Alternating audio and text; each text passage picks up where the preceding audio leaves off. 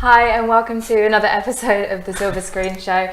I am Elenia and I am joined here tonight with Abu. How are you this week? What have you been up to? I'm okay actually. I'm running up the last week at work now, so I'm just an autopilot and just enjoying life. So just chilling? I'm just chilling and delegating all my work to new people, so it's all good. You got to do those handovers though and everything, right? It's fine.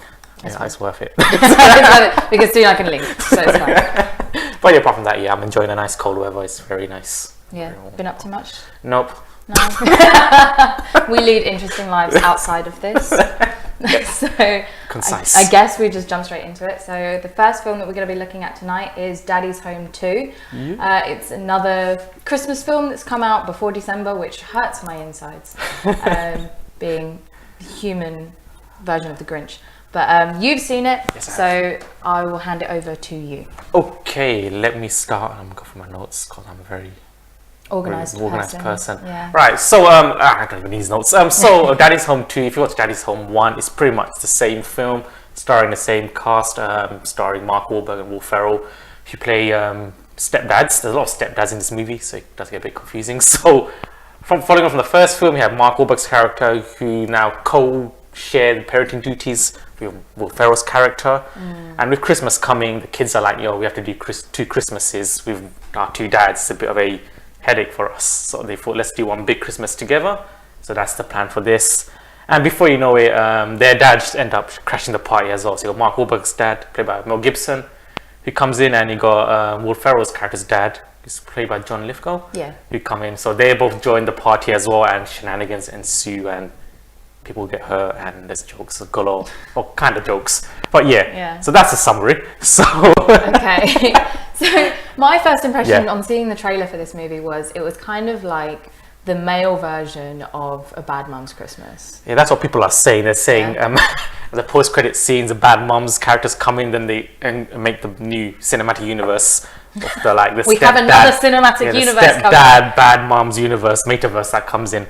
But no, I've actually seen Bad Mums, so I can't really comment on that. But it's got a similar vibe to it. It is just slapstick comedy, a bit of toilet humor, a bit of it's just like if you watch the other guys, you know, with Will Ferrell, Mark Wahlberg, which is so much more better, to be honest. I love the guys, one of my favorite films probably. But yeah, so they're playing that character. They got the Mark Wahlberg's the whole tough, you know, I don't have feelings, I'm the macho guy. And Will Ferrell plays like the timid, you know, I'm not very confident with myself, and they clash all the time. So that's the angle they're going for. And if Bad Mums, I'm not too sure what that entails, but it probably has a similar. They're all really drunk. They're all very drunk most of the time.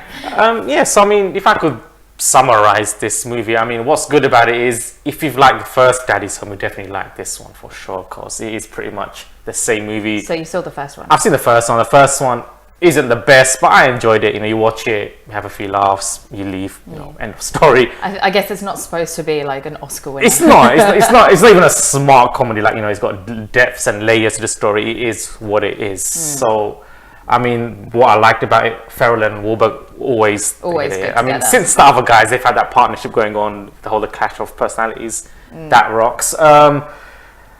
If you like the first part, you like this part for sure. What else? There are some actually funny moments in there, actually. I mean, so, you know, there are some scenes. But thing is, though, they're all in the trailers.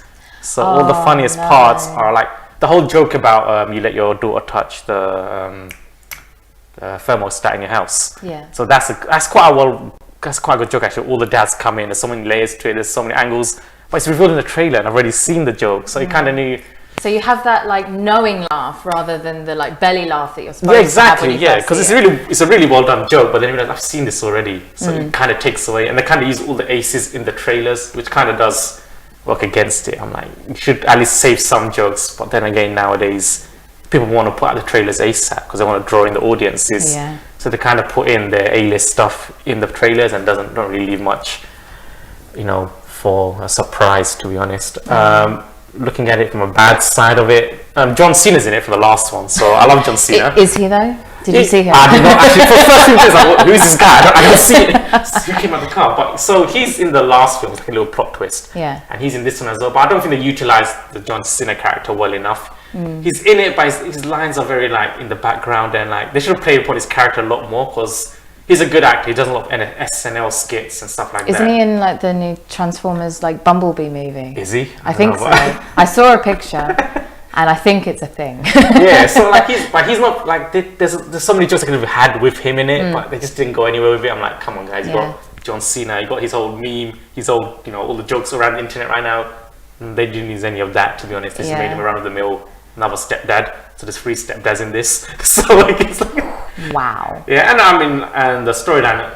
I mean, looking at the storyline, it isn't the most consistent storyline. Like I said, it's a comedy, so you're not really gonna.